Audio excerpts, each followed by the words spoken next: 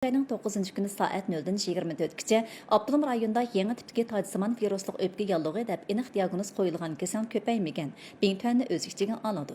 3 ayning 9 kuni soat 24gacha Abdulum rayonida jami 76 kasalga yangi tipdagi tojsimon viruslik o'pka yallig'i deb aniq diagnoz qo'yilganligi doklad qilindi. Bingtuanni o'z ichiga oladi. Jami 73 kasal saqayib doktorxonadan chiqdi. 3 qazo qildi. Hozirgacha Şinjan'da udaş 21 kun yangi tipdagi tojsimon viruslik o'pka yallig'i deb aniq diagnoz qo'yilgan kasal ko'paymadi. Bingtuanni o'z ichiga oladi. Navbatda 740 odam meditsinalik kuzatishni qabul qilyotdi.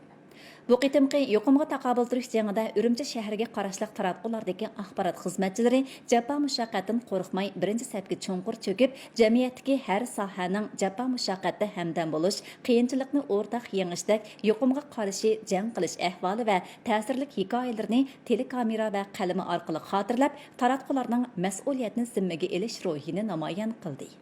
25 yillik partiya stajiga ega axborot xizmatchisi Luis Sishue yuqum mezgilida uda bir oy tashviqotning birinchi safar kurash qilib 66 parcha xabar ishladi. Hukumat tarmoqlaridan